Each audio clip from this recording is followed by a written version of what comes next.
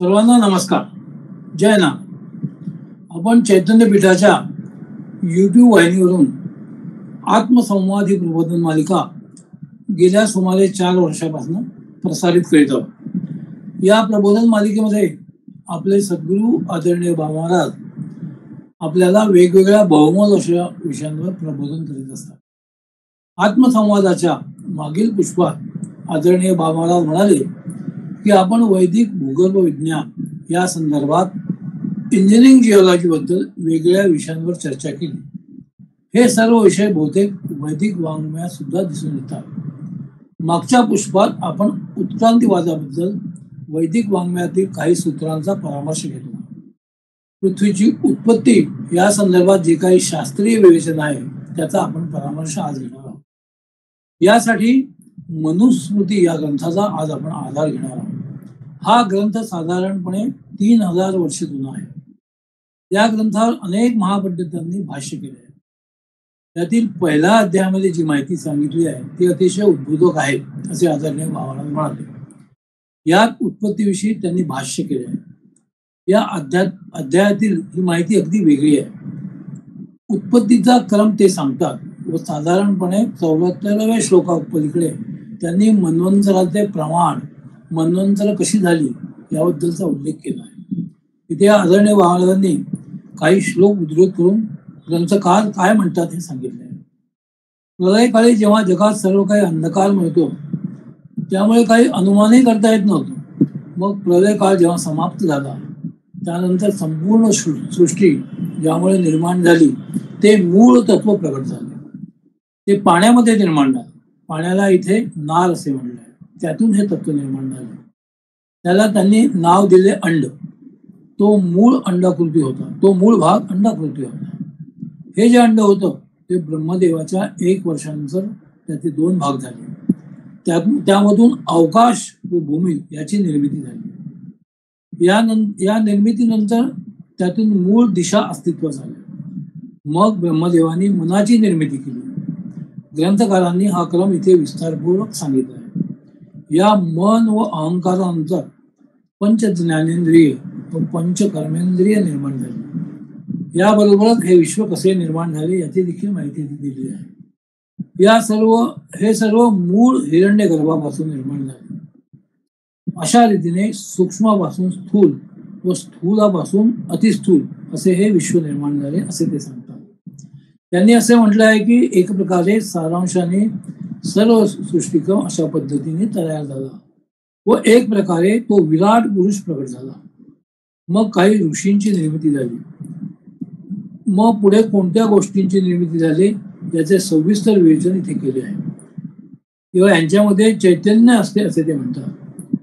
हा विषय समजावून सांगताना आदरणीय बाबाराव म्हणाले की आपल्याला माहितीच आहे की वृक्ष वल्ली यांना सुद्धा जीव असतो. हे सर्व या ग्रंथात सांगितलेले आहे. व सृष्टी पुन्हा निर्माण होते व नष्टही होते.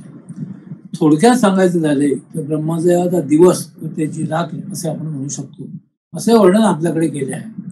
पुढे असे सांगितले आहे की या स्वयंभू पासून निर्माण झालेल्या स्वयंभू मनूचे पुढे दुसरे 6 मनू निर्माण झाले व त्यांनी आपापल्या पद्धतीने प्रजा निर्माण केली. आपापल्या कालावधीप्रमाणे हे जग निर्माण करून त्याचे रक्षण केले. हे वर्णन आपल्याला भागवतात मिळते असे आदरणीय महाराज म्हणाले. हेच वर्णन आज आपण बघणार आहोत. श्रीमद भागवताच्या 2य स्कंदाच्या 5व्या अध्यायामध्ये असे म्हटले आहे की जे काही ईश्वराचे स्वरूप असणारे विश्व निर्माण झाले आहे हे मायेच्या गुणाच्या रहित आहे. मनुस्मृतिकारांनी केलेले वर्णन भागवतकार इथे कथन करतात. सृष्टी कशी निर्माण झाली याचे इथे वर्णन आले आहे. अगोदर हे विश्व ब्रह्मरूपामध्ये लीन होतं. नंतर अव्यक्त अशी मूर्ती विशिष्ट कालामध्ये प्रकट झाली. या जगाची उत्पत्ती 9 प्रकारची होती. या 3 प्रकारचा प्रलय होतो असे इथे सांगितले. 6 सृष्टी प्राकृत आहेत तर 3 सृष्टी वैकृत आहेत. पुढच्या श्लोकांचा संक्षिप्त आढावा इथे आदरणीय बाबांनी घेतला व 9वी सृष्टी मनुष्याची आहे असे सांगितले. मग यापुढे मन्वंतराचे वेगवेगळ्या पद्धतीचे वर्णन इथे आले. त्यामध्ये त्यांनी कालगणना सांगितली. मुख्य म्हणजे ब्रह्मांडातून हिरण्याण्ड त्यातून हिरण्यगर्भ, त्यातून सृष्टी, याचा एक प्रकारचा क्रम इथे सांगितला आहे. हे पारंपरिक पद्धतीचे वर्णन आहे. पण आजचा जर जिओलॉजिस्ट असेल तर त्याला उत्क्रांतीवाद जर सांगायचा असेल तर तो नेमका कसा सांगता येईल यासाठी काही सूत्र जर या ग्रंथातील घेतली तर लक्षात येईल की वेगवेगळ्या मनोरंजनांचा एक प्रकारे सिक्वेन्स दिला आहे असे आदरणीय म्हणाले. जेव्हापासून सृष्टी निर्माण झाली आणि हा जो पहिला मनु आहे त्याला जर स्वयंभू मंत्र असे म्हटले तर त्याचा पूर्वीचा पिरियड हा प्री वैदिक पिरियड असा म्हटलं जातो. यानंतरच्या मनूंची नावे आदरणीय महाराजांनी सविस्तरपणे सांगितली व अशा प्रकारे उत्पत्ती झाली असे ते म्हणाले. व प्रत्येक मनूच्या काळात सर्ग निर्माण झाले असे ते म्हणाले. अमिबापासून ज्याला उभा पाठीचा कणा आहे अशा मनुष्यापर्यंत ज्याची उत्पत्ती झाली आहे ती या ग्रंथामध्ये दिसते. अमिनो ऍसिड आणि पाणी यापासून जे काही निर्माण झाले त्याला आपल्या ग्रंथकारांनी भूतसर्ग व महत्सर्ग असे म्हटले आहे.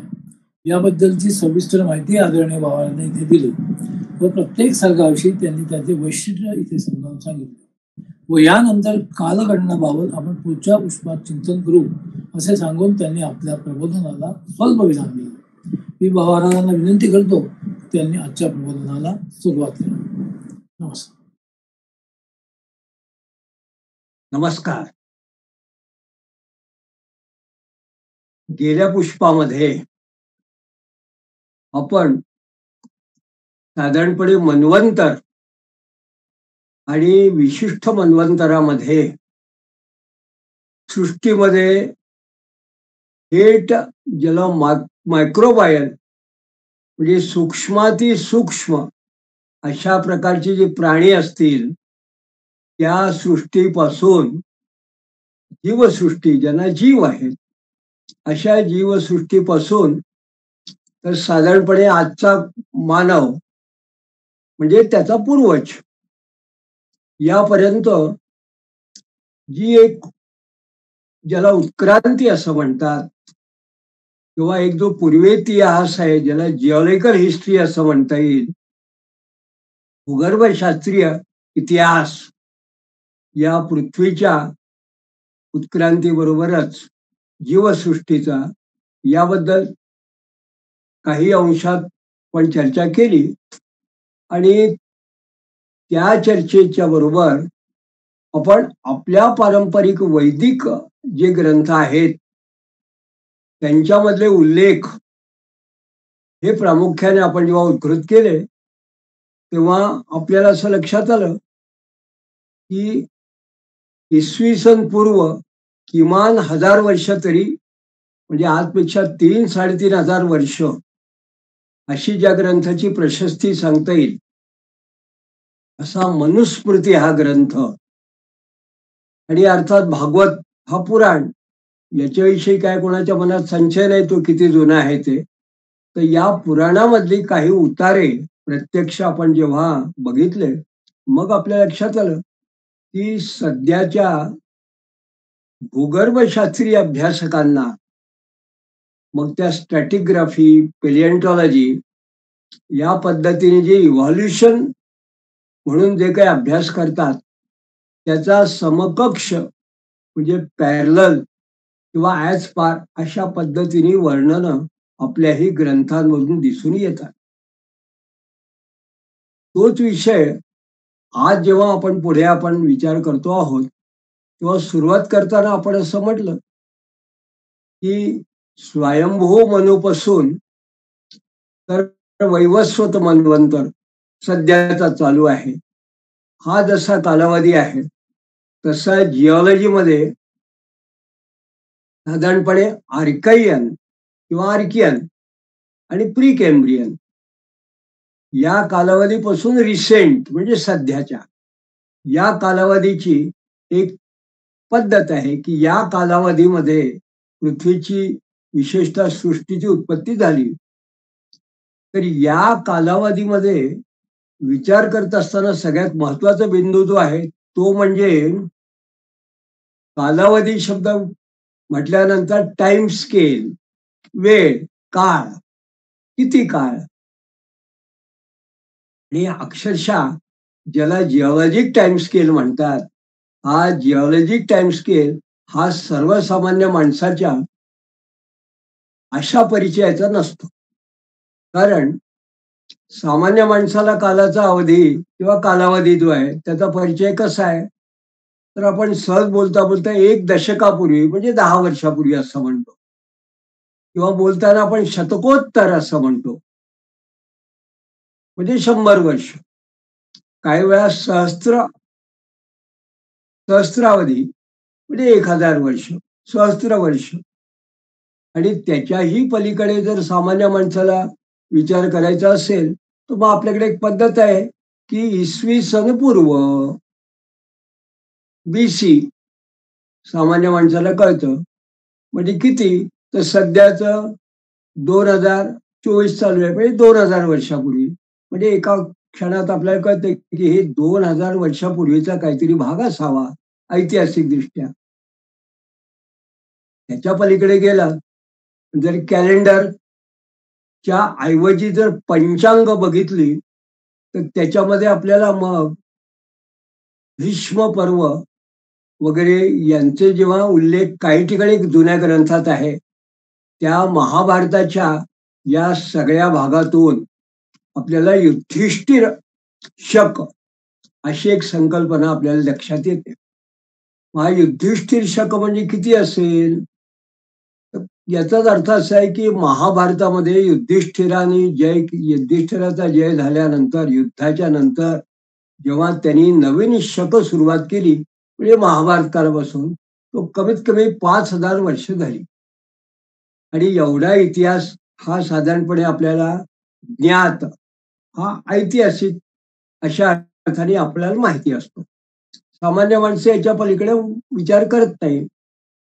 फारच झालं तर मग काही लोक बोलताना पुराण काल, महाभारत काल आणि मग वेदकाल. मग वेदकालामध्ये सुद्धा पूर्व वेदकाल म्हणजे जेव्हा ऋग्वेदाची वगैरे रचना झाली, उत्तर वेदकाल जेव्हा मग आरण्यक वगैरे उपनिषद यांची रचना झाली असं काही वेळेस म्हणतात. तो काल आपण जास्तीत जास्त मागे नेला तर हे सगळे ऐतिहासिक दृष्ट्या आपण कालावधीचे संदर्भ बघतो. पण इतिहासाचा काल वेगळा, सामान्य माणसाचा, त्याच्यात राजे आहेत, इतर घडामोडी आहेत. पण ज्याला जिओलॉजिक टाइम स्केल म्हणतात, भूगर्भशास्त्रीय काल, या सर्वसामान्य एखादा जर जिओलॉजिस्ट असेल, तर त्याची सुरुवातच मुळामध्ये कमीत कमी 1 मिलियन इयर, म्हणजे 1 दशलक्ष वर्ष, म्हणजे सगळ्यात रिसेंट, सगळ्यात आधुनिकतम असा काल.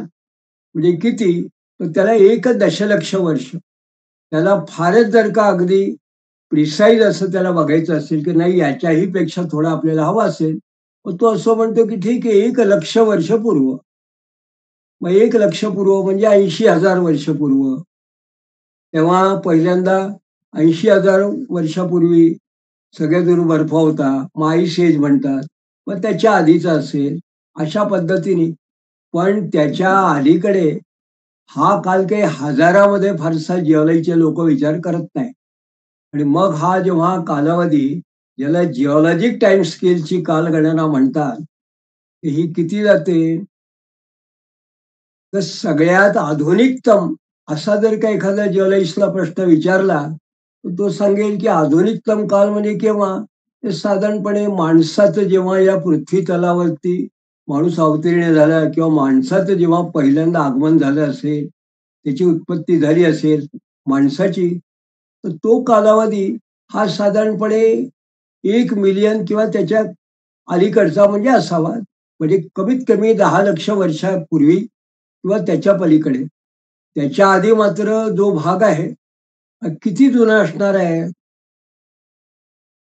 तर ज्याला जिओलॉजिक टाइम स्केल असं म्हणतात, त्या टाइम स्केलमध्ये हा कालावधी, मला सहज एक माहिती म्हणून सांगतो की जी विद्यार्थी साधारणपणे जिओलॉजी हा विषय घेऊन सिव्हिल इंजिनिअरिंगची पहिल्या वर्षाची परीक्षा पास करतात किंवा कॉलेजमध्ये जिओलॉजी विषय घेतला आणि अभ्यासाला सुरुवात करतात, तर त्यांना असं लक्षात येतं की जिओलॉजिक टाइम स्केलमध्ये जी टेक्स्ट बुक आहे, मग ते कृष्णनचं असो, वाडियाचं असो, इंजिनिअरिंग जिओलॉजीची अनेक पुस्तकं असो, प्रत्येक पुस्तकामध्ये एक साधारणपणे ढोबळमानाने एक गोष्ट सांगितली असते, ते म्हणजे सगळ्यात जुन्या रॉकचं जे वय आहे ते 4,600 दशलक्ष वर्षे इतकं पृथ्वीचं साधारणपणे उत्पत्ती विषयक वय सांगितलेलं आहे. त्याला सामान्यपणे जो विद्यार्थी असतात त्यांना लक्षात राहतं 4600 मिलियन इयर्स किंवा 460 कोटी वर्ष. एक ढोबळ मानाने समजू.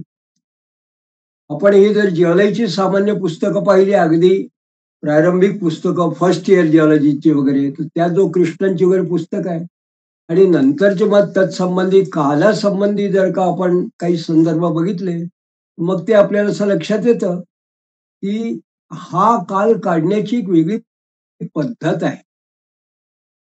मग त्याच्यात पद्धत कशी आहे, तर त्याला म्हणतात युरेनियम आणि लेड, U-235 आणि लेड याचं जेव्हा परिवर्तन होतं, म्हणजे युरेनियम या विशिष्ट जे तत्व आहे, एलिमेंट आहे, याचं रूपांतरण त्याला हाफ लाईफ पिरियड म्हणतात. हे अर्ध्या विशिष्ट कालावधी, ठराविक कालावधीमध्ये हे लेड म्हणजे शिशात त्याचं युरेनियमचं रूपांतरण होतं आणि मग त्या रूपांतरणाची जी प्रक्रिया आहे त्याला हाफ लाईफ पिरियड असं म्हणतात. मग एखाद्या विशिष्ट दगडामध्ये, एखाद्या ठिकाणच्या भागामध्ये जर असा हा युरेनियमचा असलेला दगड सापडला आणि त्याच्यामधून त्या त्या विशिष्ट युरेनियमचा जो काही त्यातला ओर असेल, त्या ओरमधून युरेनियम किती राहिलेला आहे, हिस्स किती झालेलं आहे, याचं जे अक्षरशः ज्याला म्हणतात की प्रयोगशाळेतलं गणित जर कोणी केलं ठराविक पद्धतीने, तर मग त्याला लक्षात येते की अरे एवढं शिस झालेलं आहे, इतकं युरेनियम झालेलं आहे, म्हणजे मग हा कालावधी इतका झालेला आहे. आणि अशा पद्धतीने ग्रंथामध्ये असे उल्लेख आहेत, ग्रंथात म्हणजे जिओलॉजीच्या टेक्स्ट बुकमध्ये असे उल्लेख आहे की सगळ्यात जुनी जो असा दगड मिळाला आहे ज्याचा अभ्यास करताना या पद्धतीने युरेनियम लेडचा त्यांनी अभ्यास केला, तो 3500 दशलक्ष वर्ष जुना इतका आहे. 3,500 दशलक्ष वर्ष. मग 3,500 दशलक्ष वर्ष जुना हा जर दगड असा घेतला आणि तो ज्या ठिकाणी सापडला, तर तो जो भाग असेल भूभाग, तो इतका वर्ष जुना आहे असं एक अनुमान काढण्याची पद्धत आहे. त्याला म्हणतात इंटरप्रिटेशन. आणि जिओलॉजी हा विषय लॉजिक म्हणजे तर्कावरतीच अवलंबून असल्यामुळे मग एक पद्धत निघाली की अहो हा जो भूभाग आहे, हा जो प्री कॅम्ब्रियन असं त्याला सध्या जिओलॉजिस्ट लोक म्हणतात, हा भाग आहे, हा 3,500 वर्ष जुना आहे. मग एक अनुमान असं काढण्यात आलं की हा जर इतका जुना आहे, तर मूळ पृथ्वीच्या उत्पत्तीचा साधारणपणे कालावधी जो असेल तो कमीत कमी 4,600 वर्ष इतका असावा. साधारणपणे इतका धरायला हरकत नाही. आता हा नेमक्या कुठल्या गणिताने सिद्ध केलेलं आहे असं आजपर्यंत कुठल्याही ग्रंथकारांनी लिहिलेलं नाही आहे. कारण अशा पद्धती ग्रंथ गणित या पद्धतीने सध्या सुद्धा तसं उपलब्ध नाही. हे युरेनियम वेगवेगळ्या पद्धतीने त्यानंतर या कालाच्या ज्या गणनाच्या पद्धती आहेत त्याच्यामध्ये जे लोक आर्किओलॉजीचा विचार करतात, आर्किओलॉजी म्हणजे पुरातत्वशास्त्र, तर यांचा कालावधी काही हजार वर्ष असतो. मग तिथे एक नवीन पद्धत निघाली, त्याला कार्बन डेटिंग म्हणतात. आणि समुद्राच्या पाण्यामध्ये खारटपणा कमी जास्त होणं, सॅलिनिटी कमी जास्त होणं, सोडियम क्लोराईड त्यातले किंवा इतर सॉल्ट्स ते कमी जास्त ते वाढणं, याच्यावरती सुद्धा एक कालगणना केली जाते. तर या सगळ्या कालगणनेच्या पद्धती आहेत. मग युरेनियम लीड असो, 235 लीड ट्रान्सफॉर्मेशन असो, कार्बन डेटिंग असो, किंवा पोटॅशियम ऑर्गन मेथड असो या सॉल्ट मधली, तर ही जी मेथड आहे, या सगळ्या ज्या पद्धती आहे, हे मला या ठिकाणी असं नमूद करायचं आहे की या सगळ्या पद्धती गेल्या शतकामध्ये, म्हणजे शतकात म्हणण्यापेक्षा आजपासून फार फार तर 75 वर्षापूर्वी सगळ्या समोर आलेल्या आहेत. 75, जास्तीत जास्त 80.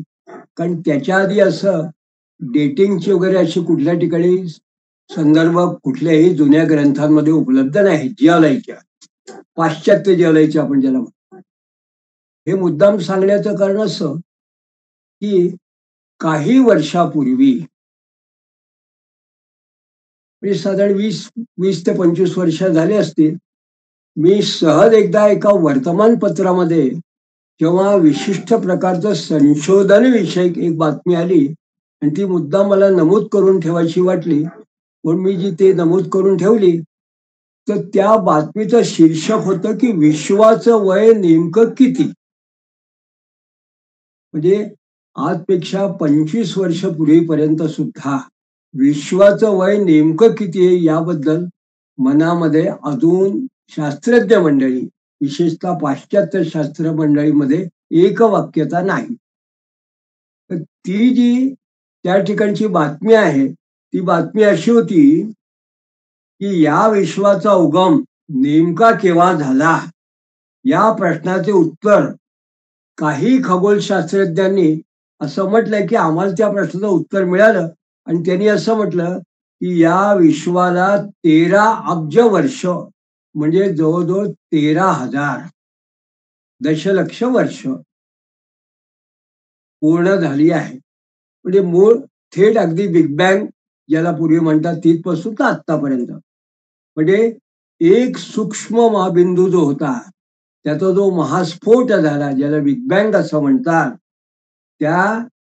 त्याच्यातून जेव्हा आकाशगंगा, तारे वगैरे सगळे जन्माला आले, तर तो जो कालावधी आहे तो 13 अब्ज किंवा 13,000 दशलक्ष वर्ष असं त्यांनी त्यांच्या संशोधनाने सांगितलं. आणि त्यांनी मग असं म्हटलंय की हे जरी आम्ही म्हणतोय तरी निश्चितपणे विश्वाचं वय किती याच्याविषयी ज्याला असं म्हणतात की वादविवाद अजूनही आहेत. म्हणजे हे निश्चित झालेलं नाही आहे, किंवा वेगवेगळी मंडळी वेगवेगळ्या पद्धतीने हे वय काढण्याची अजून विचार करतात आहे आणि अभ्यासही करतात. मग जसं विश्वाच्या निर्मितीविषयी वाद चालू आहे, तसं ज्या कालावधी सुद्धा वाद चालू आहे. आणि हे सांगत असताना जे संशोधक होते त्यांचा मुद्दा मी या ठिकाणी उल्लेख करतो की गुडविन आणि गिब्सन यांनी विश्वाला 13 अब्ज वर्ष पूर्ण झाल्याचे सांगतानाच अजूनही स्फोटाची प्रक्रिया चालू आहे असं त्यांनी म्हटलंय. आणि मग त्यांनी असं म्हटलंय की ह्या स्फोटाची प्रक्रिया चालू असताना याची जी गती, जर स्पीड कळली तर मग खरा अंदाज बांधता येईल. पण सगळ्यात महत्वाचं या संदर्भामध्ये ही जी बातमी होती त्यात त्यांनी असं म्हटलं की हे सुद्धा शास्त्रज्ञ असं म्हणतात की जरी ते 13 अब्ज असं म्हणतात, तरी ते म्हणतात की हा कालावधी प्लस मायनस असू शकतो, कमी जास्त असू शकतो. म्हणजे किती, तर तो कालावधी 10,000 दशलक्षापासून ते 15,000 दशलक्ष वर्ष इतका कमी जास्त. म्हणजे 13,000 हा आकडा निश्चितपणे असं ते काही सांगत नाही. म्हणून अशा पद्धतीने जर आपण विचार केला तर आपल्याला असं लक्षात येते की पाश्चात्य देशामध्ये या पद्धतीची या काल निर्णय संदर्भामध्ये जे संशोधन चालू आहे, अभ्यास चालू आहे, अध्ययन चालू आहे, तो गेल्या साधारण 20-25 वर्षामध्ये इथपर्यंत माहिती आहे की 13,000 दशलक्ष वर्ष किंवा 15,000 दशलक्ष वर्षापासून तर साधारणपणे सध्याचा रिसेंट पिरियड म्हणजे 1,00,000 वर्ष, अशा पद्धतीने साधारणपणे माहिती काढण्याचा वेगवेगळ्या पद्धतीने ते प्रयोग करतात आहे. आता हे सगळं एवढं सांगण्याचं कारण असं की हा विषय आपण जेव्हा आधुनिक पद्धतीने विश्वाचं वय म्हणण्यापेक्षा पृथ्वीच्याच वयाचा विचार करतो, कालावधीचा, त्याच्या आधी आज अतिशय महत्वाचा भाग म्हणजे हा विचार आणि हा विषय आपल्या जुन्या ग्रंथातून कसा मांडलेला आहे ते सुद्धा मनुस्मृती आणि श्रीमद भागवत या दोन ग्रंथातून कसं आपल्याला बघायला मिळतो. म्हणजे कमीत कमी 3000 वर्षापूर्वी आपल्याकडे कसं सांगितलंय हे आज आपण साधार पाहत आहोत. आता कालावधीचा विचार आपण केला तर एकीकडे जेव्हा आपण दशलक्ष वर्षी, मिलियन्स ऑफ द इयर्स असा आपण जेव्हा पाश्चात्य देशाने विचार करतो, तसं आपल्याला कळतं की सध्याच्या काळामध्ये नॅनो टाइम, नॅनो सेकंद म्हणजे एखादा त्याला ॲटॉमिक अशा पद्धतीने अणू सुद्धा त्याला किती जे काही कालावधी असेल तो इतक्या सूक्ष्माती सूक्ष्म अशा पद्धतीचा एखादा कालावधी याबद्दल सध्या शास्त्रज्ञ लोक आपल्याला माहिती सांगतात. आणि मग आपल्याला असं कळतं की अरे इतका सूक्ष्माती सूक्ष्म कालावधी म्हणजे एखादा अणू सुद्धा दृष्टिकोशात नसताना त्यातला जो पार्टिकल असेल ते पार्टिकल किंवा तो जो ॲटम असेल त्याला फिरायला किती वेळ लागत असेल तितका सूक्ष्म काल आणि इतका अब्ज वर्ष म्हणजे बिलियन्स ऑफ इयर्स किंवा अब्ज वर्ष, मिलियन्स असा काल अशा पद्धतीने पाश्चात्य ते लोक विचार करतात. आणि हा विचार करत असताना त्यांनी सगळ्यात सूक्ष्म काळ जो आहे तो अणूचाच म्हटलाय, ॲटॉमिक किंवा नॅनो म्हणजे अणुतला पार्टिकलचा भाग म्हटलाय. हा एक भाग आहे. हे सगळं आपण जेव्हा विचार करतो तर हे पुन्हा आपण बघितलं की हे गेल्या 50-100 वर्षातलंच आहे. पण आमच्या ग्रंथकारांनी काय म्हटलं आहे तर मनुस्मृतिकारांनी त्यांच्या पहिल्याच अध्यायामध्ये जेव्हा त्यांनी 62व्या श्लोकामध्ये, पहिल्या अध्यायातला 62वा श्लोक यापासून जेव्हा कालविषयक माहिती सांगायला सुरुवात केली तेव्हा त्यांनी या कालाचा जो आधार असणारा हे सगळ्यात आधी त्यांनी 7 मनूंचं वर्णन केलंय. कारण आपली जी कालगणना आहे ही कशी आहे तर युग, मन्वंतर आणि कल्प अशी आपली कालगणना नाही. कारण हे बहुतेक सगळ्यांना माहिती आहे तरी फक्त संदर्भ म्हणून सांगतो की अगदी नित्य परिचयामध्ये सुद्धा लोक जेव्हा रोज संकल्प करतात तेव्हा अद्यो ब्रह्मणी द्वितीय परार्धे श्वेतवाराह कल्पे वैवस्वत मन्वंतरे कलियुगे जम्बूद्वीपे असं आपण म्हणतो. याचा अर्थ कलियुगामध्ये, वैवस्वत मन्वंतरामध्ये आणि वाराह कल्पामध्ये आणि ब्रह्मदेवाचं उत्तर आयुष्य द्वितीय परार्धे असं आपण कालगणना सहज बोलता बोलता म्हणतो. आपल्याला गुरुजी सांगतात तेव्हा आपण ऐकतो, आपणही वाचतो, पण हा काल नेमका किती मोठा आहे याची आपल्याला कल्पना येत नाही. पण ही आपली परंपरागत ज्याला सनातन म्हणतो त्या आपल्या संस्कृतीचं वैशिष्ट्य आहे की आपलं जे शास्त्र आहे ते सर्वसामान्यपर्यंत पोहोचवण्याचा प्रयत्न आपल्या ऋषींनी केला आहे. तो हा महत्वाचा भाग आहे. म्हणून भूगर्भ विज्ञानशास्त्र हा विषय सुद्धा आपण याच पद्धतीने आपण सगळे लोक या निमित्ताने चर्चा करतो आहोत. तर हे जेव्हा मनुस्मृतिकार असं म्हणतात की स्वारोचिषोत्तम तामसो रैवतस्तथा म्हणजे स्वयंभू मन्वंतराच्या नंतर मग जेव्हा त्यांनी असं म्हटलं स्वारोचिषोत्तमश्च तामसो रैवतस्तथा चाक्षुषश्च महातेजा विवस्वत सुत एव च स्वयंभुव आद्या सप्तेते मनवो भूरी तेजसा स्वे स्वे स्वेयंतरे सर्वमिद मुदत्पाद्यात पुनश्चराचरम. म्हणजे स्वारोचिष, उत्तम, तामस, रैवत, चाक्षुष आणि महातेजस्वी हे 6 मनू आणि अतितेजस्वी अशा पद्धतीने त्या स्वयंभूपासून निर्माण झालेल्या या स्वयंभू महूचे वंशज असे जे 6 जे नंतरचे मनू आहेत ते 7ही स्वयंभूआदी मनूंनी आपापल्या अंतरात म्हणजे त्यांच्या त्यांच्या कालावधीमध्ये, म्हणजे जेव्हा त्यांचा काल चालू होता त्या कालावधीमध्ये हे संपूर्ण जग निर्माण करून त्याचं रक्षण केलं. म्हणजे हा एक प्रकारचा त्यांनी कालाचं परिमाण सांगितलं. आता हे कालाचं परिमाण सांगत असताना या ग्रंथकारा म्हणजे मनुस्मृतीने पुढच्या काही श्लोकामध्ये या कालाची नेमकी गणना कशी करायची असते हे इतकं व्यवस्थितपणे सांगितलंय की आज सुद्धा एखाद्याला आश्चर्य वाटेल. कारण अनेक लोकांना नेमकं या ग्रंथाची कल्पना नसल्यामुळे हा ग्रंथ काय सांगतो हे साधारणपणे लक्षात येत नाही. पण ते आज मी आपल्याला मुद्दाम सांगतो की त्यांनी असं म्हटलंय, निमेषा दश चाष्टोच काष्टा त्रिशंतु ताहा कलाहा त्रिशतकला मुहूर्ता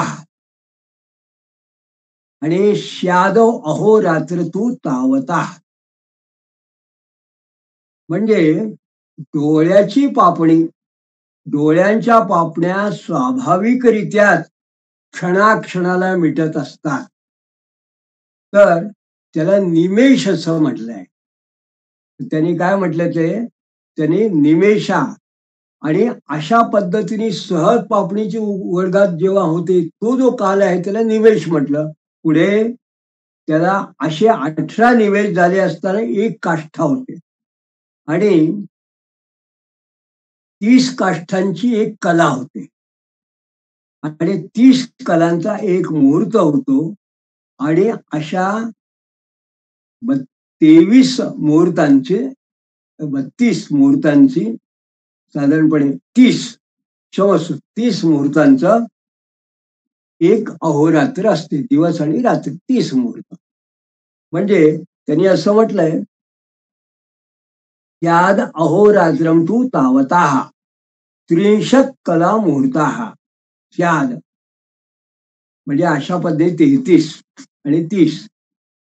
आता पुढे काय म्हणतात ते, अहोरात्री विभजते सूर्यो मानुष दैविके रात्री स्वप्नाय भूतानाम चेष्टाये कर्मणामः.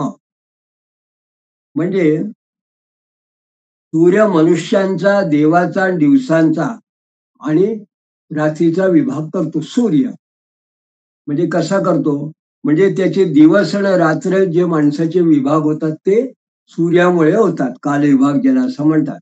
त्यातला रात्री हा जो काल आहे हा भूतांचा निद्रे करता असं त्यांनी म्हटलंय, निद्रे करता, आणि दिवसा हा कर्म करण्याकरता आहे असं त्याच्यामध्ये त्यांनी भाष्य केलंय.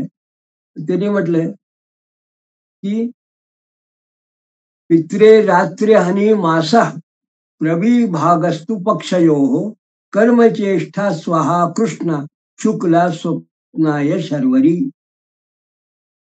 म्हणजे त्यात त्यांनी महत्वाचं काय सांगितलं की मनुष्याचा एक मास ही पितरांची एक अहोरात्र आहे. माणसाचा एक मास म्हणजे पितरांचे एक अहोरात्र, एक दिवस, एक महिना. आणि त्यांचं मग 2 भाग दिवस रात्र कसे होतात, तर 15 दिवसाचा एक पक्ष कृष्ण पक्ष, शुक्ल पक्ष, म्हणजे पितरांची रात्र पितरांचा दिवस. मग पक्षांचा योगाने त्यांचा विभाग होतो. मनुष्याचा कृष्ण पक्ष हा त्यांच्या कर्मानुष्ठानाकरता दिवस म्हणून कृष्ण पक्षात पितृकर्म करतात आणि शुक्ल पक्ष ही त्यांच्या शयनाकरता रात्री आहे. शुक्ल पक्ष पितरांकरता. मग मात्र त्यांनी असं म्हटलं, दैवे रात्री हानी वर्ष प्रवीर्भागस्तेयो पुन्हा अहस्त्रो दन गयनम रात्री श्या दक्षिणायनम. म्हणजे मनुष्याचं एक वर्ष ही देवांची अहोरात्र आहे अशा पद्धतीने तेव्हा त्यांनी म्हटलं. आणि ब्राह्मस्य तू क्षपाहस्य यत प्रमाणम समासत.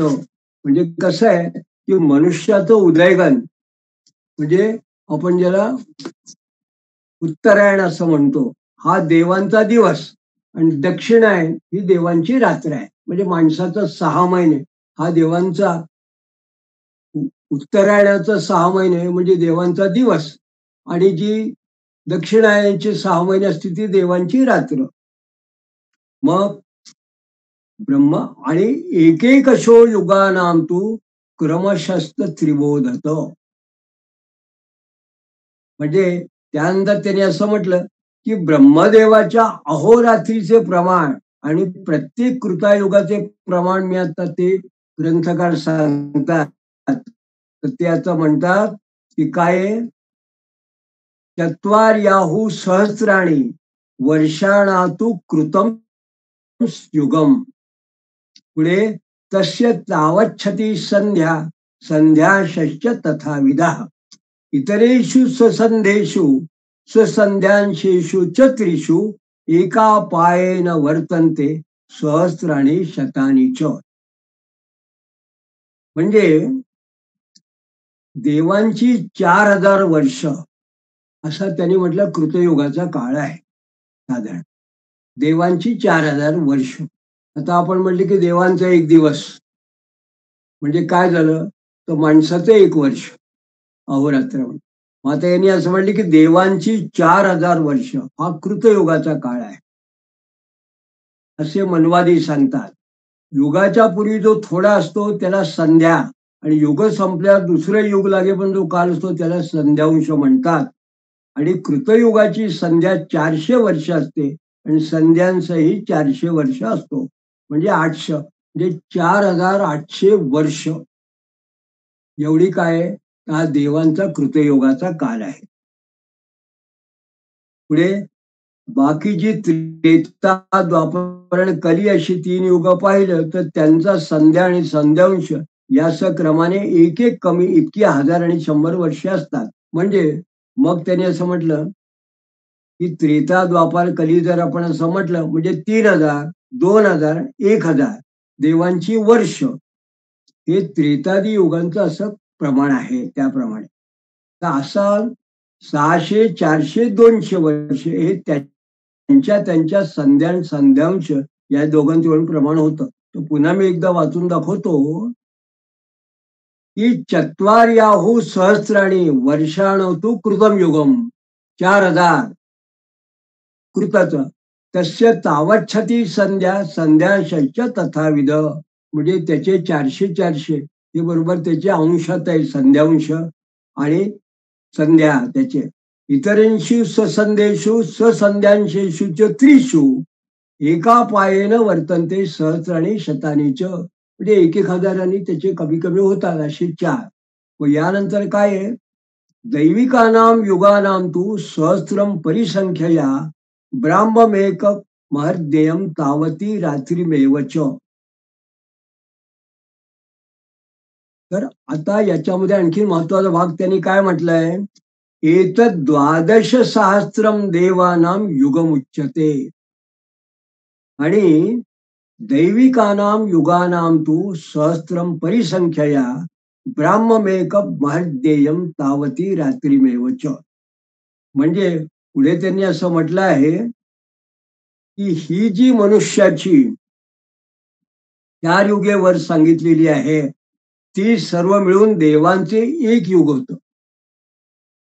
म्हणजे मनुष्यांची युग, संध्या आणि संध्यांची ही सर्व मिळून जी देवाची 12,000 वर्ष होतात तेच त्यांचं युग आहे देवांचं.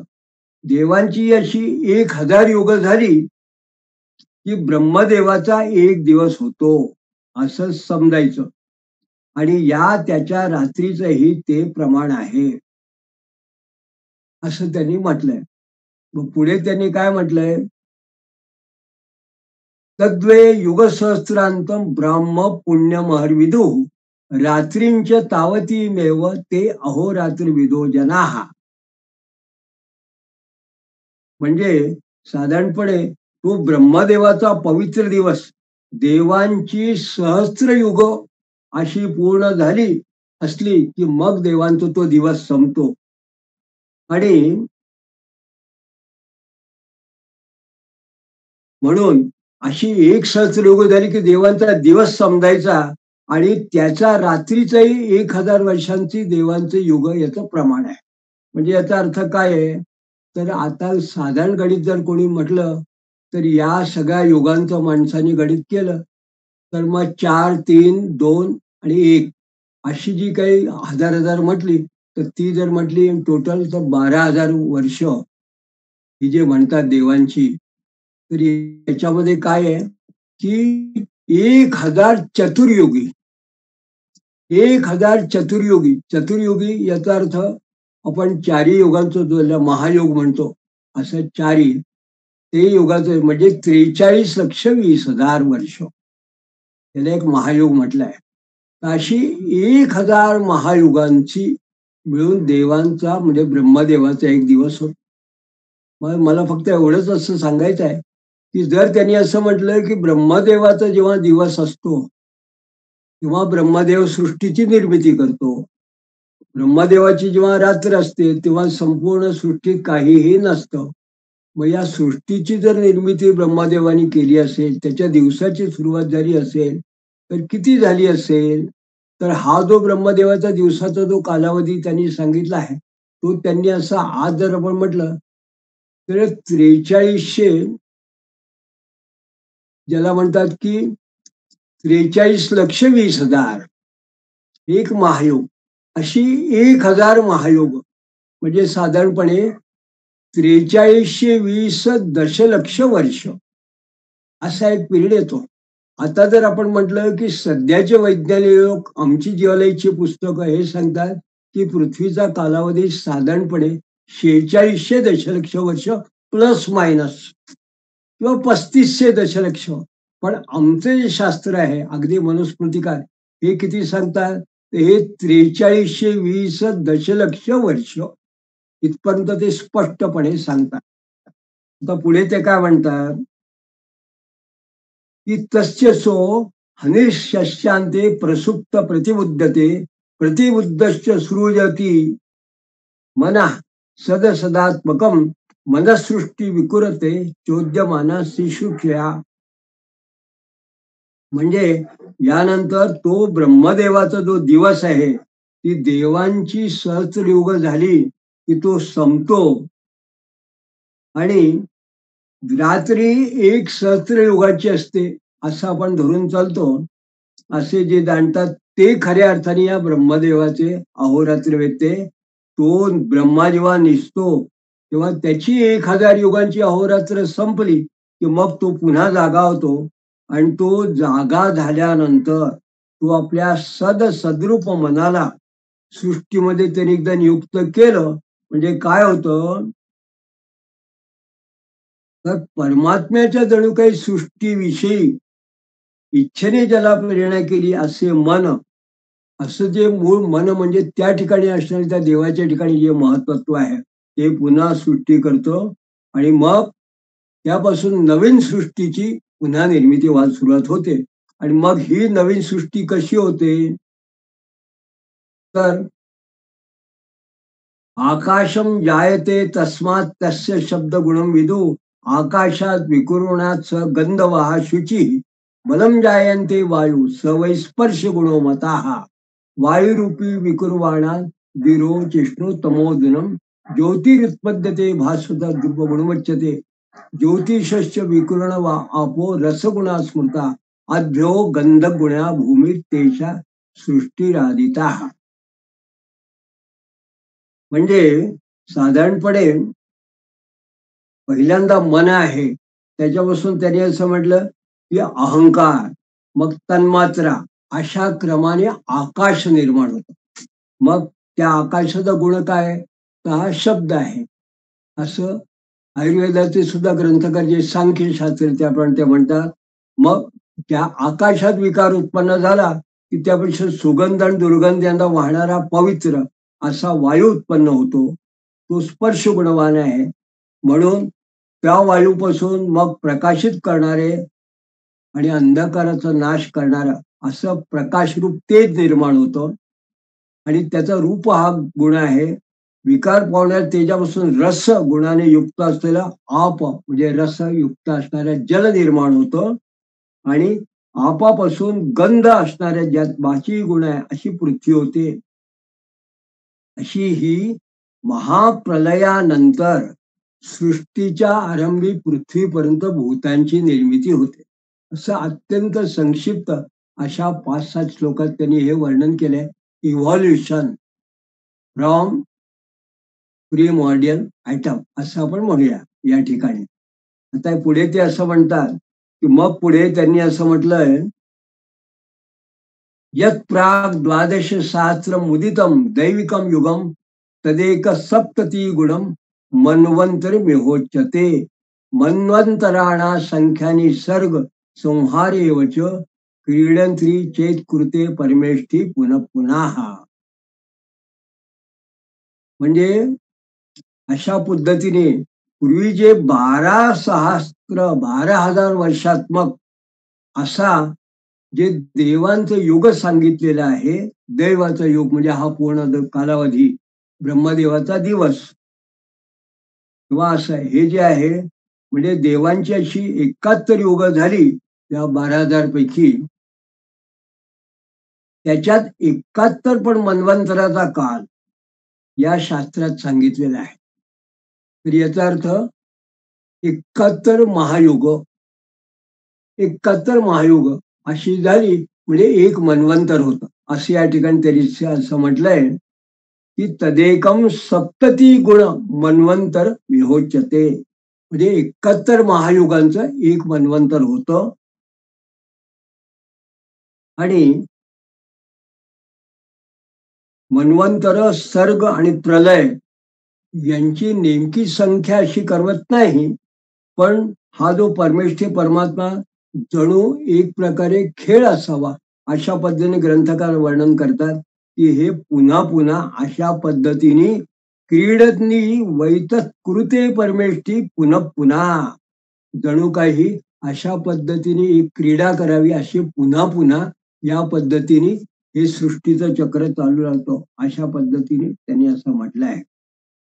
तर आता आपण असं बघितलं की मनुस्मृतीमध्ये जे साधारणपणे 3,000 वर्षापूर्वी ही कालगणना त्यांनी सांगितली आहे. ही कालगणना आपण जेव्हा असं बघतो तेव्हा ही कालगणना जणू की आता विस्तारित पद्धतीने, एक अगदी आगळ्या वेगळ्या अशा विस्तारित पद्धतीने कुठे आपल्याला सापडते, तो जो ज्ञात ग्रंथ आहे, सगळ्यांना माहिती आहे असा जो ग्रंथ आहे तो म्हणजे श्रीमद भागवत. या श्रीमद भागवतामध्ये हा उल्लेख आपल्याला मिळतोय. काय आता या श्रीमद भागवतात जे काही उल्लेख आहे ते मला मुद्दाम सांगायचं आहे की हा उल्लेख अधिक वस्तुनिष्ठ किंवा याला मनुस्मृतीला सुद्धा आणखीन वेगळ्या पद्धतीने विस्तार करणारा असा आपल्याला दिसतो. हा जो संदर्भ आहे श्रीमद भागवतातला अध्याय 11 तृतीय स्कंद. मग या तृतीय स्कंदातला जो 11वा अध्याय आहे यातला 4था श्लोक जर आपण बघितला तर त्या 4थ्या श्लोकापासून एक वेगळ्याच पद्धतीचं वर्णन आपल्याला दिसतं. आणि आज जर का एखादा जिओलॉजी बरोबर केमिस्ट्री वाला जर का असेल किंवा फिजिक्स वाला जर असेल विद्यार्थी जो हे ऐकत असेल तर त्याला सुद्धा मुद्दाम या पद्धतीचा हा ग्रंथ वाचण्याची याकरता इच्छा होईल की त्या काळामध्ये भागवत ग्रंथामध्ये अशा पद्धतीचं विज्ञान कसं सांगितलेलं आहे. ते आता आपल्या समोर सांगतो की सकाल परमाणु वै यो भुक्ते परमाणुताम सतो विशेष भोग्यस्तु सकाल परमो महान. जो काल परमाणू सारख्या सूक्ष्म अवस्थेत सुद्धा असतो, ज्याला आपण नॅनो सेकंद वगैरे म्हणतो, पार्टिकलचा टाइम लोक म्हणतात, तो अत्यंत सूक्ष्म आहे आणि जो सृष्टीपासून प्रलयापर्यंत सुद्धा जो व्याप्त आहे आणि असा तो परम महान आहे. तो जो काल आहे तर तो काल सांगत असताना सूक्ष्माती सूक्ष्म काल कसा आहे हे भागवतकार जेव्हा सांगतात तेव्हा ते असं म्हणतात, अणुद्वो परमाणु स्यात् रसरेणुस्त्र्य स्मृताः आणि ज्यालार्कम रश्म्यवगताः खमेवानु पतन्न गात. म्हणजे 2 परमाणूंचा एक अणु होतो. या ठिकाणी आपल्याला अणु परमाणू हा शब्द आपण जेव्हा ऍटम मॉलिक्युल असं जेव्हा म्हणतो किंवा पार्टिकल वगैरे जेव्हा म्हणतो, याबद्दल मला असं सांगायचं आहे की या ठिकाणी मॉलिक्युल आणि ऍटम याच्यापेक्षा सूक्ष्म ही वेगळी पद्धती ज्यांची आहे तर ते असं म्हणतात ग्रंथकार, काही लोक काय असं म्हणतात की ऑक्सिजनचे 2 ॲटम म्हणून एक मॉलिक्युल होतो असं काही लोक म्हणतात. तर या ठिकाणी किमान साम्य आपण बघितलं तर त्यात ते असं म्हणतात की अणु दो परमाणु, दोन परमाणूंचा एक अणू आणि तीन अणू मिळून एक त्रसरेणू होतो.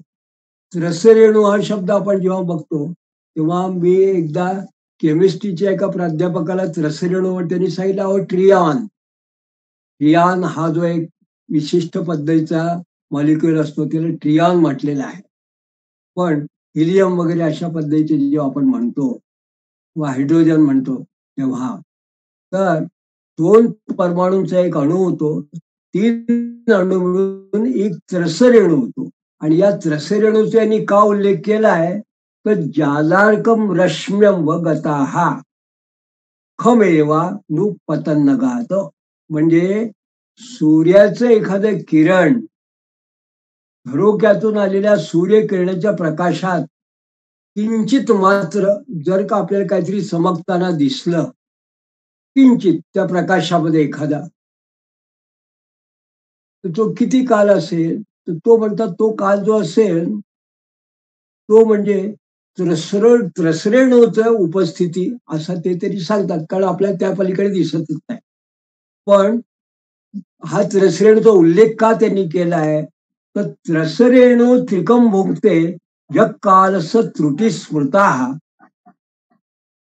म्हणजे तीन त्रसरेणू ओलांडून जाण्याला असे क्षणात, क्षण नव्हे अगदी सूक्ष्माशी सूक्ष्म तीन त्रसरेणू दिसणार, असं तीन ओलांडून जाण्याला सूर्याला जेवढा वेळ लागतो त्याला त्रुटी असं म्हटलं आहे. आणि शतभागस्तु वेदाः स्यात् ते स्त्रीभिस्तु लवस्मृताः, आणि या त्रुटीच्या 100 पट काळाला वेद असं म्हटलं आहे. आणि तीन वेदांचा एक लव होतो, तीन वेदांचा, म्हणजे आता एका लवाचा एक 100 आणि त्या 100 आणखीन जो 1/3 आणि त्यात 1/3 आणखीन 1/3 असा जर का असं म्हटलं जो काल आहे तर हा काल हा सूक्ष्म काल त्यांनी असा म्हटला आहे.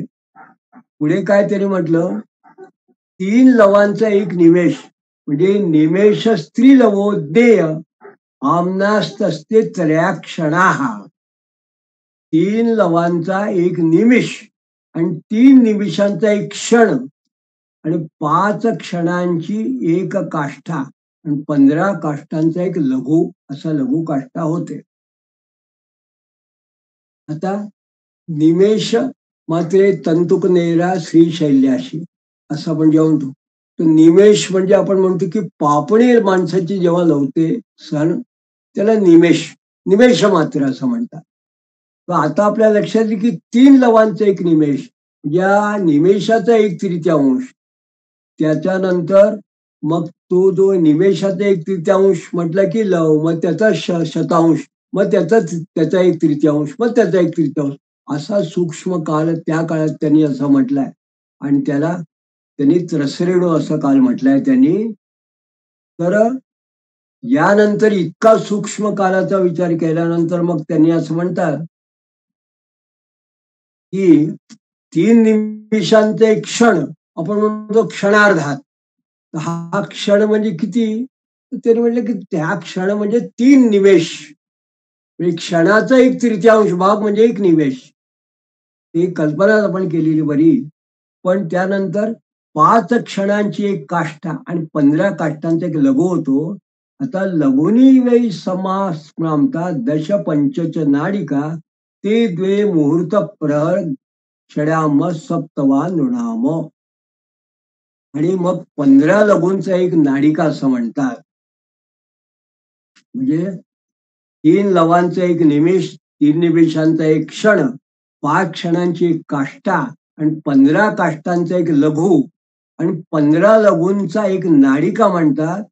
2 नाडिकांचा एक मुहूर्त आणि 6 किंवा 7 नाडिकांचा एक प्रहर.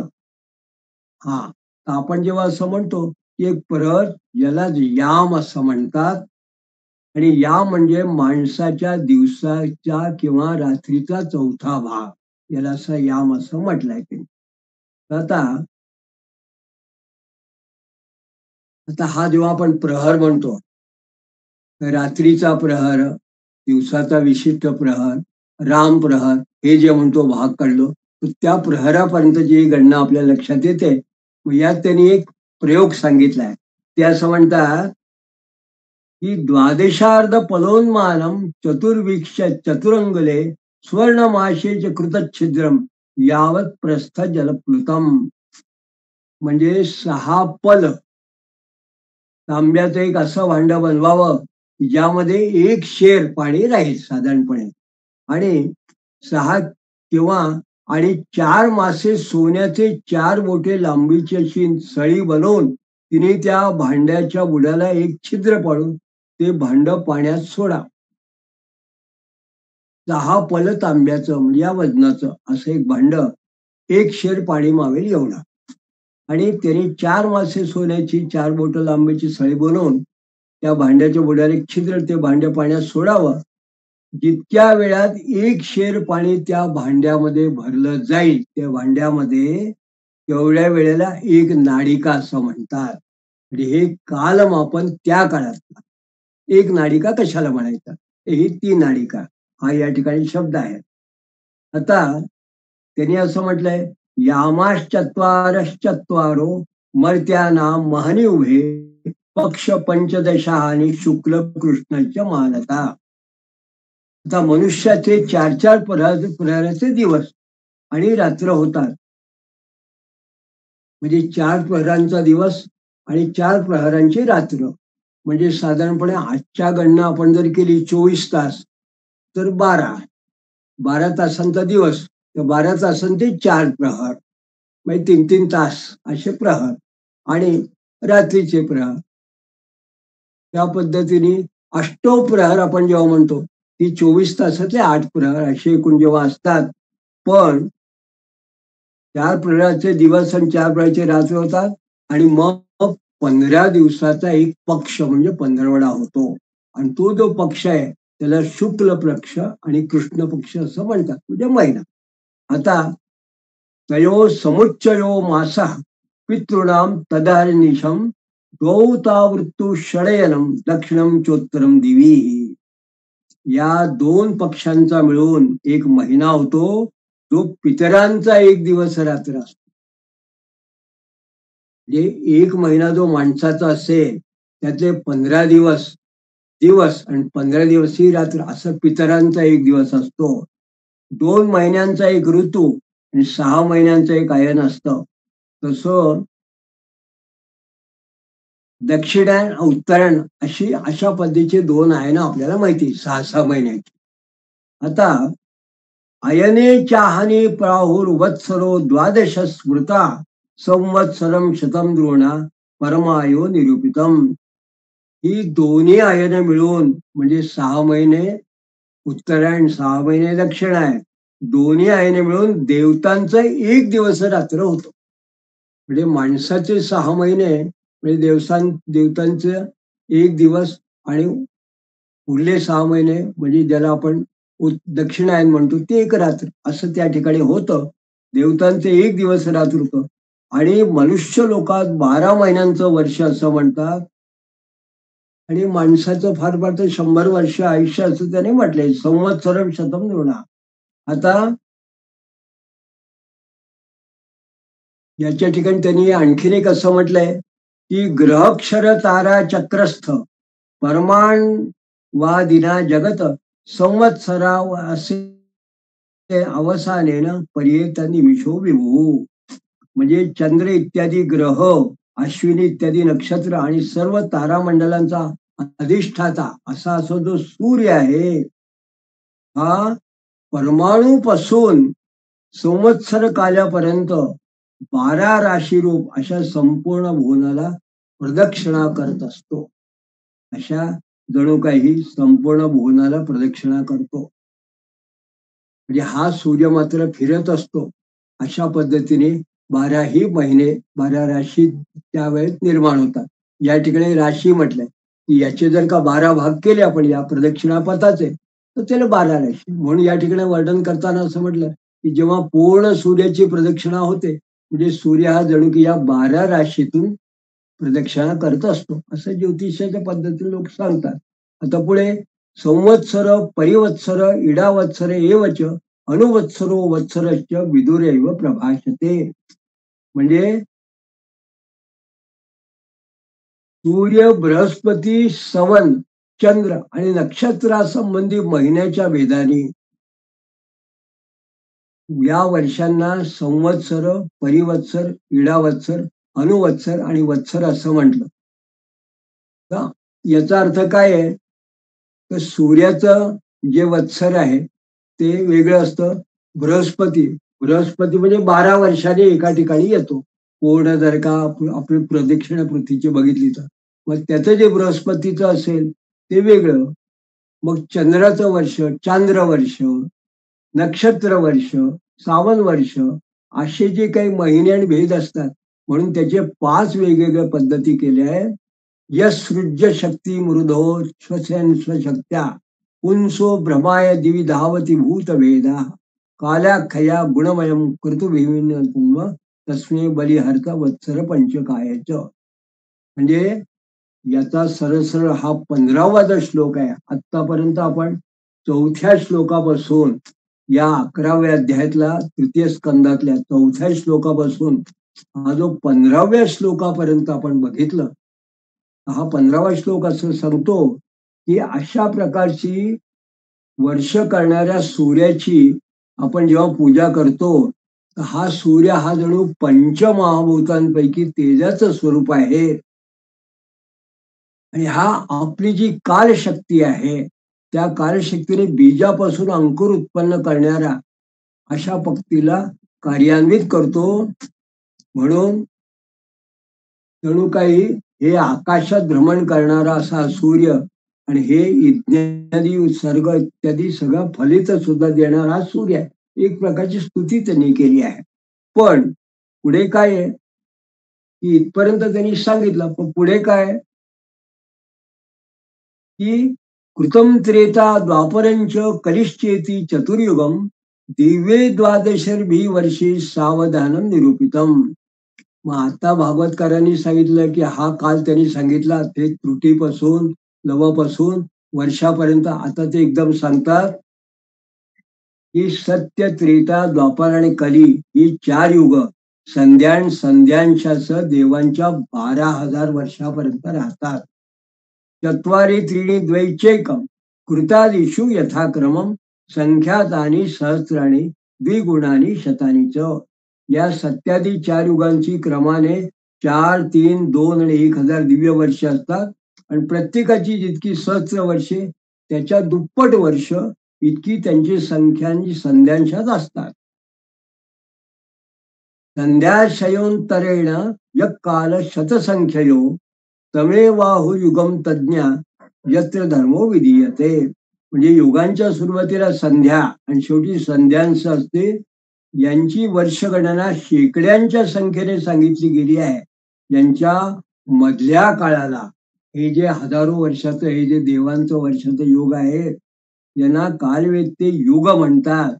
आणि प्रत्येक युगामध्ये एक एक विशेष प्रकारचं काहीतरी निर्मिती आणि असं होत असतील. म्हणून पुढे त्यांनी असं म्हणतात की त्रिलोक्या युगसहस्रम बहिरा ब्रह्मणो दिनम तावत्तेत निशातात जन्मीलती विश्वसुख. म्हणजे त्रैलोक्याच्या बाहेर महरलोकापासून ब्रह्मलोकापर्यंत मूळ स्थान जे आहे येथील 1,000 चतुर्युगांचा एक दिवस असतो. आणि तेवढीच एक मोठी रात्र असते. त्या रात्री जगतकर्ता ब्रह्मदेव शयन करतो. अतिशय उद्बोधक अशा पद्धतीचा हा श्लोक आहे. श्लोक क्रमांक 22. या श्लोकात अन्वयार्थ काय आहे? तावत्तेन निशातात यत् मिलती विश्वसुख त्रिलोक्या युगसहस्रम बहिरा ब्रह्मणो दिनम. तर त्रैलोक्याच्या बाहेर म्हणजे या त्रैलोक्य म्हणजे आपण जी काही पृथ्वी आणि आपल्या समोरचं जे आवरण वगैरे आहे ते पाहतो, तर आपण आपलं महालोकापर्यंत आपण साधारणपणे वर्णन करतो.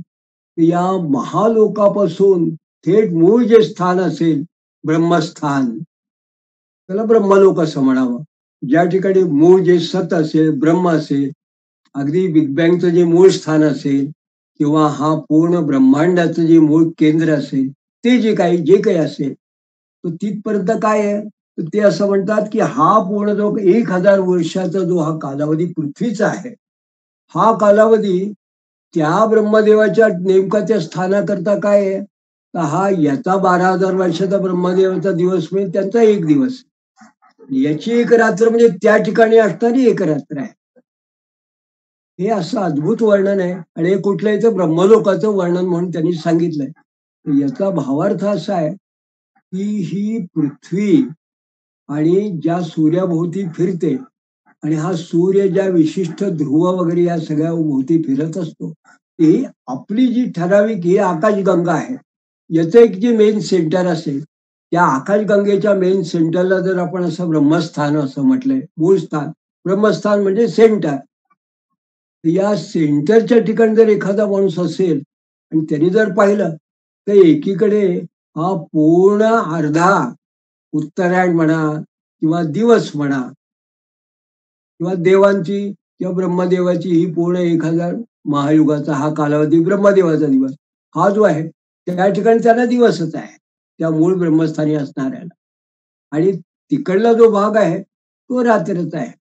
तर अशा पद्धतीने एक अद्भुत कल्पना आपल्या ग्रंथकारांनी केलेली आहे. थोडक्यामध्ये असं आहे की ब्रह्मस्थानी जो कोणी असेल त्या ठिकाणी त्यांनी एक विशेष अशी कल्पना केली की ब्रह्मस्थानी जर एखादा माणूस असेल तर त्याच्या दृष्टीने हा दिवस रात्रच आहे. तर सामान्य माणूस म्हणेल की हे कसं शक्य आहे. तर आपण जर असं म्हटलं की आपण जर कल्पना केली की गुरु जो आहे हा 12 वर्षामध्ये सूर्याभोवती प्रदक्षिणा करतो. 12 वर्ष. आणि पृथ्वीची प्रदक्षिणा होते ही त्याच्यामध्ये 1 वर्षात होते.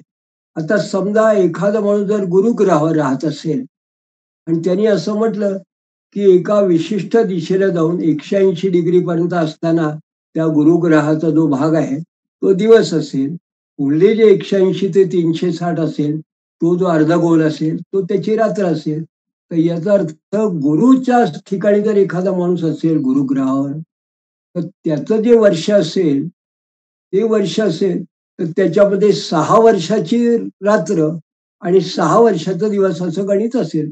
पृथ्वीवर 6 महिन्याची आहे, कारण आपलं एकच वर्ष आहे, पण तिथे 12 वर्ष आहे. तर अशा पद्धतीने त्या ठिकाणी आपण केली, तर हीच कल्पना जर एक्सटेंड कोणी करत गेला, तर मूळ ब्रह्मस्थानाचं हा दिवस रात्रीची कल्पना भागवतकरांनी सांगितली आहे. आणि मग ते महत्वाचं उद्बोधन असं करतात, निशावसान आरब्धो लोक कल्पोनु वर्तते यावत दिन भगवतो म्हणून भुंजस चतुर्दश. म्हणजे मग भगवंताची रात्र संपली, म्हणजे त्याची जर का रात्र संपली म्हणजे 1000 महायुगाचा हा जो त्याचा कालावधी रात्रीचा आहे, की मग तो नवीन कल्पाला प्रारंभ करतो दिवसाला. त्याचा क्रम जोपर्यंत ब्रह्मदेवाचा दिवस असतो तोपर्यंत चालू असतो.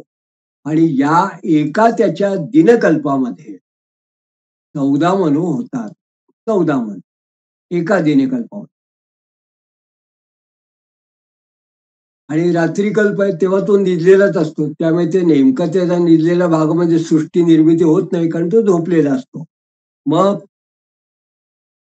आणि हे 14 म्हणूनच त्यांनी वर्णन करताना भागवतकार असं म्हणतात, स्वम स्वम कालम मनुर्भुक्ते साधिका एक सप्ततीम मन्वंतरेषु न मनवस्तद्वंशा ऋषया सुरा भवंती चैक युगत्पु सुरेशाचनु ये चेतानम. आणि प्रत्येक मनो स्वम काल मनुर्भुंगते, प्रत्येक मनो 71 चतुर्युगांपेक्षा थोडा अधिक म्हणजे संध्यांश जो काल असतो आपला अधिकार चालवतो. एक सप्ततीतम 71 पेक्षा अधिक प्रत्येक मन्वंतरामध्ये निरनिराळे सप्तर्षी देवगण वगैरे सगळे राहतात आणि त्यांच्यावर सृष्टी वेगवेगळी उत्पन्न होते. एषा दैनंदिन सर्गो ब्राह्मस्त्रे लोक्य वर्तना तिर्यंगनो पितृदेवानां संभो यत्र कर्मभी. अशी ही ब्रह्मदेवाची दैनंदिन अशी चालण्याची जी प्रक्रिया आहे त्याला सृष्टी असं म्हटलंय. कारण तो सृजन करतो, नष्टही करतो आणि या तिन्हीमध्ये लोकांची रचना होते, उत्क्रांती होते आणि मग पशु पक्षी मनुष्य आणि पितर देवता वगैरे यांची उत्पत्ती होत असते. आणि या पद्धतीने एक जेव्हा भागवतकार असं म्हणतात, मन्वंतरेषु भगवान विवर्तस्व स्वमूर्तीवी मन्वादी भिरिदम विश्वम मत्युती पौरुषम तमो मात्रानुपादाय प्रतिसंसरुद्ध विक्रमाः काले नानुगताशेष आस्ते तृष्णी दिनात्यये. म्हणजे या मन्वंतरामध्ये सत्वगुणाच्या आश्रयाने आपल्या मनु इत्यादी रूपाने जणू काही मूळ जो ईश्वर आहे तो पुरुषाकार प्रगट करून विश्वाचा उत्पत्ती होते, ईश्वर पालन करतात आणि कालक्रमानुसार तमो मात्रा मुदाय प्रतिसंसुद्ध विक्रमा, कालक्रमानुसार जेव्हा ब्रह्मदेवाचा दिवस संपतो तेव्हा जणू काही तमोगुणाचा आश्रय करून आपलं सृष्टी रचना रूप कार्य स्थगित करून सर्व जी सृष्टी आहे त्या ब्रह्मदेवामध्ये लीन होते. आणि अशा पद्धतीने हे जे कालचक्राचं रहाट गाडगा आहे हे ब्रह्मदेवाचं दिवस रात्र चालू असतं. अशा पद्धतीने एक पद्धतीने या सगळे ब्रह्मदेवाची कालगणना या ठिकाणी आपल्याला दिसून येते. आता त्याच्याही पलीकडे कालगणना आपल्या गणितज्ञानं ग्रंथकारांनी केलेली आहे, हे अतिशय उद्बोधक आहे. तर त्यात काय आहे की एवं विदे अहोरात्री कालगत्योपलक्षिते अपक्षित विमास्यापी परमा आयुर्वयशतम.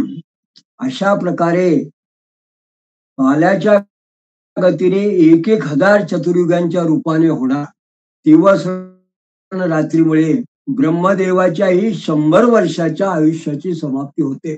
म्हणजे ब्रह्मदेवाचा दिवस आणि रात्र म्हणजे 1000 महायुग म्हणजे 2000 महायुगांचा ब्रह्मदेवाचा दिवस रात्र जिना अहोरात्र म्हटलं तर असं ब्रह्मदेवाचं 100 वर्षाचं आयुष्य. अशा पद्धतीने आपल्या ग्रंथकारांनी कल्पना केली या विश्वाच्या वयासंबंधी. आपण आजचा विषय सुरुवात करताना विश्वाचं वय किती अशी सुरुवात केली व आपल्या ग्रंथकारांनी याचं उत्तर दिलंय की अशी 100 वर्ष कमीत कमी कल्पना केली जाऊ शकते की या ब्रह्मदेवाचं वय आहे. आणि मग त्यांनी असं म्हटलं की या ब्रह्मदेवाच्या अर्ध्या वयाला यदर्थ आयुष्यस्तस्य परार्ध मविधीयते पूर्वपरार्ध उपक्रांतो यपरोद्य प्रवर्तते. आणि ब्रह्मदेवाच्या आयुष्याच्या अर्ध्या भागाला परार्ध असं म्हणतात म्हणजे 50 वर्षाला. आणि आतापर्यंत पहिला परार्ध होऊन गेला असून आता दुसरा परार्ध चाललेला आहे. म्हणजे या पद्धतीने ब्रह्मदेवाच्या आयुष्याची 50 वर्ष होऊन गेली आहे. असा अद्भुत कालावधी भागवतामध्ये आपल्याला मिळतो. किती याच्यावरून आपण कल्पना करू शकतो की सध्याचं विज्ञाननिष्ठ मंडळी किती कल्पना करतात. पण कल्पना जर करायची म्हटली तर आपल्या ग्रंथकारांनी किती वेगळ्या पद्धतीने कल्पना केली आहे. आणि मग पूर्वस्यादो परार्धस्य ब्राह्मो नामो महानभूत कल्पो यत्रा भवत ब्रह्मा शब्द ब्रह्मेती यविदु. म्हणजे पहिल्या परार्धाच्या सुरुवातीला ब्राह्म नावाचा महाकल्प झाला होता. त्याच ब्रह्मदेवाची उत्पत्ती झाली. पंडित लोक याला शब्द ब्रह्म म्हणतो. तसेव चांते कल्पोद्भूत यम पाद म भिचक्षते यद रेनारसान विसरत आसील लोक सरोहम. त्याच्या परार्धाच्या शेवटी जो कल्प झाला होता त्याला पाद्मकल्प असं म्हणतात. त्यामुळे भगवंताच्या नाभी सर्व लोकमय कमळ प्रकट झालं. आणि अयम तू कथितम कल्पो द्वितीयस्यापि भारत वाराह इति विख्यातो यत्रासी सुत्करो हरी. आणि आता जो कल्प चालू आहे तो दुसऱ्या परार्धाच्या सुरुवातीचा आहे असं सांगितलं जातं. हा वराह कल्प नावाने प्रसिद्ध आहे. भगवंतानी वराह रूप म्हणजे ज्याला डुक्कर किंवा असं म्हणतात तसं आपण सुकर अशा पद्धतीचा हा कल्प आहे. याला वराह कल्प आहे. तर आपण सगळ्यांना माहिती की ती अद्यो ब्रह्मणी द्वितीय परार्धे श्वेत वराह कल्पे असं पण नेहमी म्हणतो. पण त्या श्वेत हा वराह कल्पे परार्धाचा कालावधी कसा आहे तर अगदी संक्षिप्त म्हणजे आधीचे 2 कल्प आणि नंतरचा हा तिसरा कल्प याचा पूर्वार्ध म्हणजे ब्रह्मदेवाची 200 वर्ष आधी होऊन गेली ब्रह्मदेवाची आणि नंतरची 250 वर्ष ऑलरेडी होऊन गेलेली आहे. तेव्हापासून हे सृष्टीचं राडगा चालू आहे. आणि आता 250 वर्षानंतरचा जो 50 वर्षाचा ब्रह्मदेवाच्या 50 वर्षाचा जो काळ आहे तो काळ सध्या सुरू आहे. द्वितीय परार्धे श्वेतवारा कल्पे असं या ठिकाणी त्यांनी असं म्हटलं आहे. तर अशा पद्धतीने आपण एक प्रकारे जसं आपण याचं वर्णन केलं आहे कालाचं हा काल आपण जेव्हा असं म्हणतो त्याप्रमाणे ग्रंथकारांनी वर्णन केलं आहे. आणि विशेष म्हणजे इथपर्यंत फक्त वर्णन करून भागवतकार थांबत नाही तर ज्याला अनंत म्हणजे आज सुद्धा जगामध्ये एवढी अशी कल्पना आहे की आपली जी आकाशगंगा आहे किंवा ज्याला निहारिका म्हणतो आपली आकाशगंगा गॅलेक्सी आपण ज्याला म्हणतो ही जी आहे ही ही किती कोट्यावधी आहे अनंत आहे याची आपल्याला कल्पना. या ब्रह्मांडामध्ये अशा कितीतरी आकाशगंगा आहे. या एका आकाशगंगेमध्ये कुठेतरी असणार आपलं हे नक्षत्र वगैरे हे ग्रह आणि त्यात हा सूर्य त्याच्यावरती अशी आपण आहोत. ही कल्पना आता सगळ्या विद्वान लोकांना आहे. वैदिक नव्हे तर विज्ञानिष्ठ वैज्ञानिक लोकांना सुद्धा आकाशगंगेची कल्पना आहे. अशी किती आकाशगंगा असेल याची कल्पना नाही. पण भागवतकारांनी असं सांगितलंय विकारे संहितो युक्ते विशेषादिभिः परावृताः अंडकोशो बहिर्यं 50 कोटी विस्तृता दशोत्तराधिके यत्र प्रविष्ट परमाणुवत लक्ष्यते अंतर्गताश्चान्ये कोटिशो अंडराशयाः. म्हणजे साधारणपणे प्रकृती महत्वत्व आणि अहंकार आणि पंचतन्माद या 8 प्रकृतीसह 10 इंद्रिय मन आणि पंचमहाभूते असे जे काही विकार आहेत असे 16 विकार मिळून बनलेला हा जो ब्रह्मांड कोश आहे हा आपल्याला जो त्यांनी कल्पना केलेली आहे हा 50 कोटी योजना किंवा 500 दशलक्ष योजना इतका याचा विस्तार त्यांनी सांगितला आहे त्या काळामध्ये. याची आपण फारशी कल्पना करत नाही. पण पुढे ते म्हणतात की तसेच बाहेर चारी बाजूनी याला उत्तरोत्तर 10-10 पट अशी 7 आवरणं आहेत. 10-10 पट म्हणजे याचा विस्तार किती आहे या कोशाचा त्याने असं म्हटलं. आणि त्या सर्वासहित हा ज्यात परमाणुपणे एखाद्या परमाणुपणे या संपूर्ण विश्वामध्ये हा जो आपला कोश पडलेला आहे आपली निहारिका आहे इतकी उत्तुंग त्यांनी कल्पना केली आहे. या सर्वासहित हा ज्यात परमाणुपणे पडलेला आहे त्याच्यामध्ये तो जो विशाल सागर आहे त्याच्यामध्ये अशा कोट्यावधी अशा प्रकारच्या निहारिका किंवा राशी आहेत. ब्रह्मांड राशी त्याने असं म्हटलंय कोटिशो अंडराशया. असे जे छोटे छोटे ब्रह्मांड आपण ज्याला आपलं ब्रह्मांड म्हणतो ब्रह्माचं मूळ केंद्र ब्रह्मदेवाचं अशा कोट्यावधी अनंत अशा आहेत. असं हे या विशिष्ट सृष्टीचं स्वरूप आहे. या पद्धतीने आपण जर बघितलं तर आपल्याला वेगळा असा खूप आपल्या ग्रंथामधला जो विषय आपल्या लक्षात येतो तो खऱ्या अर्थाने अद्भुत असा म्हणायला हरकत नाही.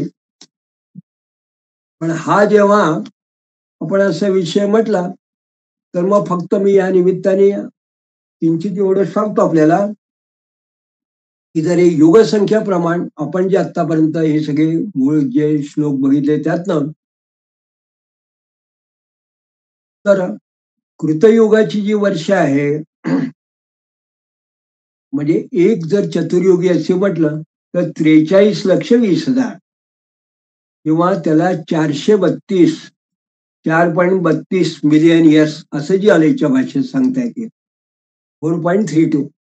तर आता याचं कृतयुग जे वर्ष आहे ती 17,28,000, त्रेतायुग वर्ष ही 12,96,000, द्वापार युगाची 8,64,000, कलियुगाची 4,32,000. आणि याच्यामध्ये जो गतकली गेलेला आहे तो किती आहे तर 5,085. म्हणजे मगा जेव्हा आपण म्हटलं महाभारत काळ तर तो 5,085 याचा असं यात वर्णन आहे. आणि हा पंचांगाचा मगा जो मी उल्लेख केला त्याचा उल्लेख आता आपल्याला सांगतो की विक्रम संवत 2039 इसवी सन 1983-84 हा जो आहे शालिवान शक ज्याला म्हटलं 1905 चालू आहे. तर त्याच्यामध्ये गतकली जो आहे हा साधारण पंचांगात देईल तो 5,085 असा दिलाय साधारणपणे.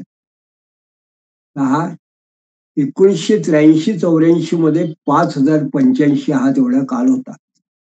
आता या पद्धतीने जर एखाद्याने लेटेस्ट जिओलॉजिकल टाइम स्केल सध्या जे आपण बघतो तर एकीकडे ही आपण कल्पना बघतो आणि त्याच्यामध्ये त्यांनी असं म्हटलंय की एकूण कालगणना जी जिओलॉजीची सध्या उपलब्ध आहे किंवा ग्रंथामधून मिळते तर ती कशी आहे. तर त्यांनी असं म्हटलंय की कदाचित 2 ग्रंथांमधून वेगवेगळे जे काही काल आहे तर त्याच्यामध्ये पृथ्वीच्या उत्पत्तीबद्दलचा जो कालावधी तो पण सुरुवातीला म्हटल्याप्रमाणे 4600 दशलक्ष वर्ष असा जसा आहे. तर त्यांनी असं म्हटले की प्री कॅम्ब्रियन म्हणजे 3600 मिलियन इयर 3600 दशलक्ष लक्ष वर्ष.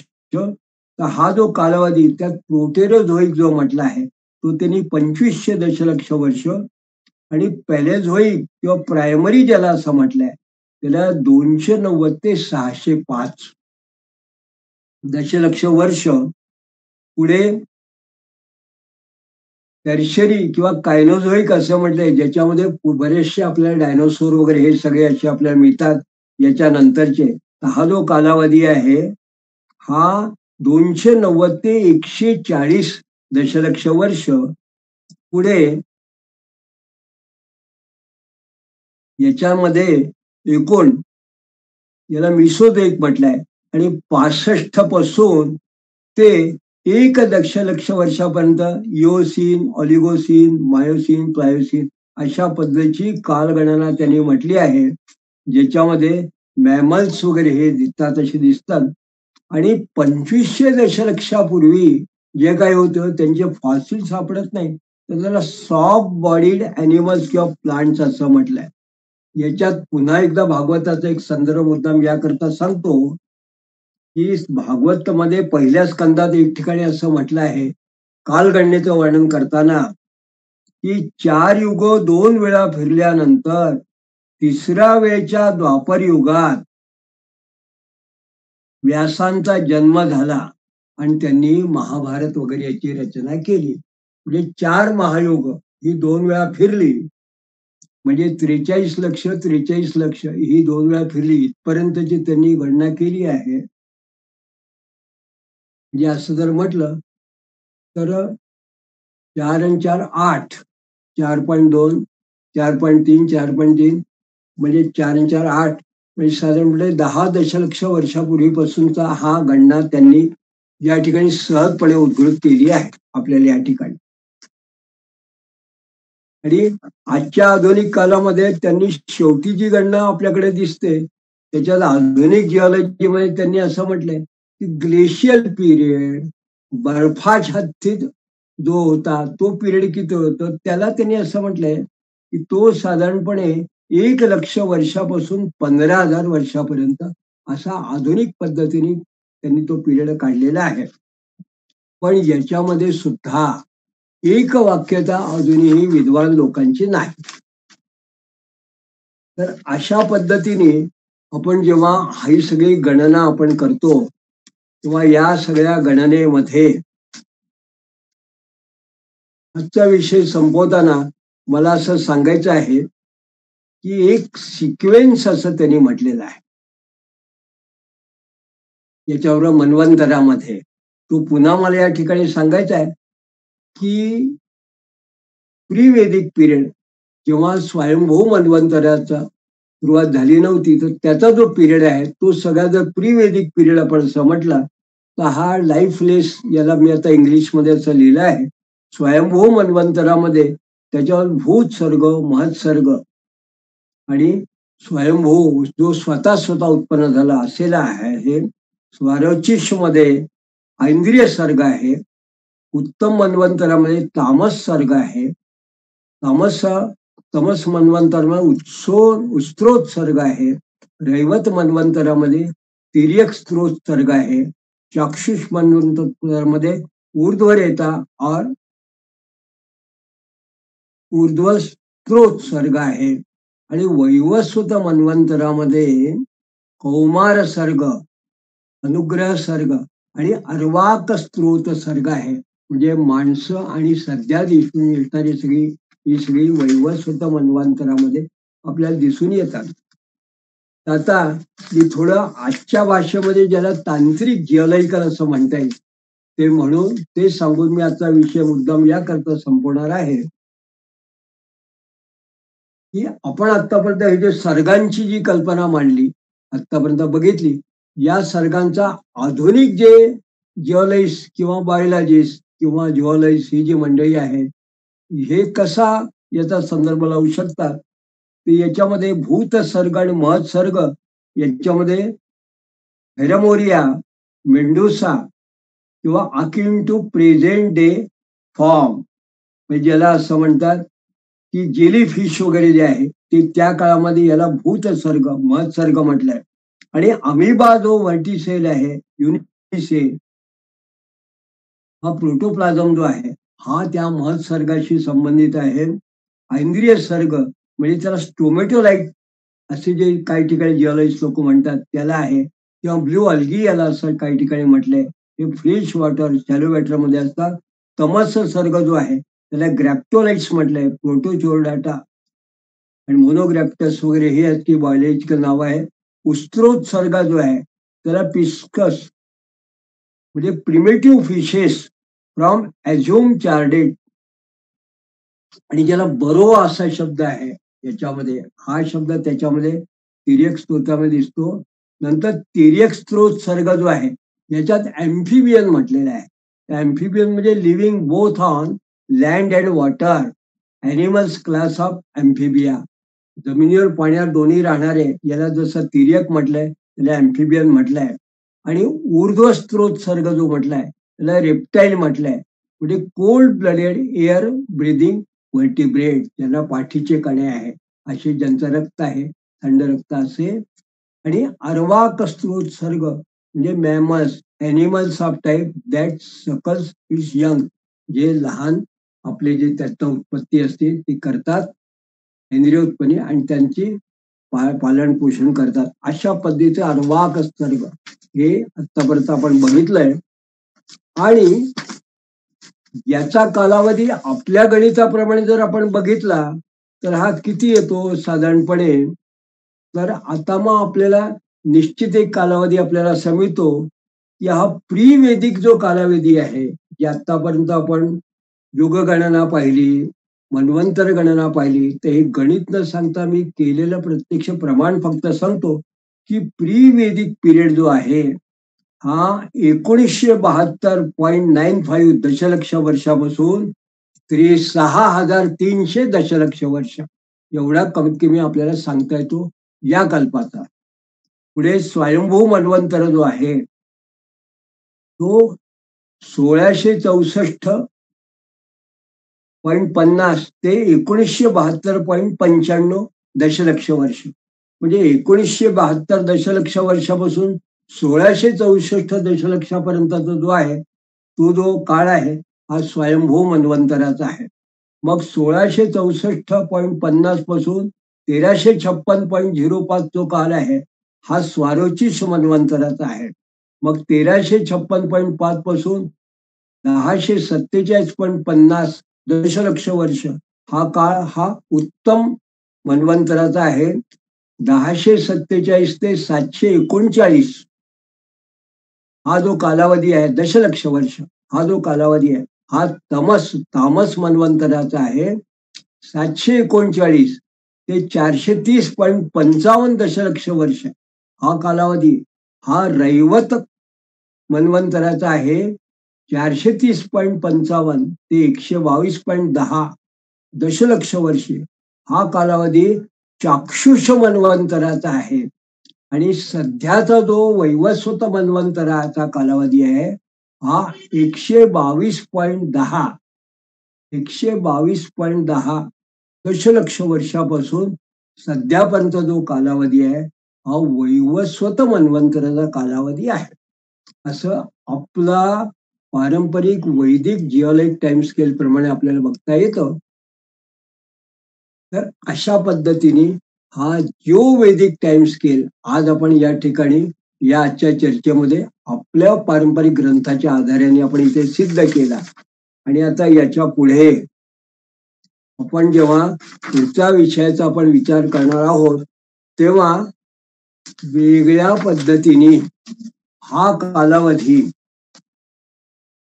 आजच्या काळामध्ये म्हणजे 2000च्या नंतर गेल्या 15 ते 20 वर्षात जुन्या ज्या जिओलॉजिकल टाइम स्केलच्या पद्धती होत्या त्या जणू काही मोडून नवीनच पद्धतीची कालगणना सुरू झाली. त्याला गॅलेक्टिक टाइम स्केल म्हणतात. तो कालगणना कुठल्या पद्धतीने या आपल्या वैदिक कालगणनेशी सुसंगत अशी वाटते त्याचा आपण पुढे चर्चा करणार आहोत. तोपर्यंत आपण या ठिकाणी थांबूया. नमस्कार.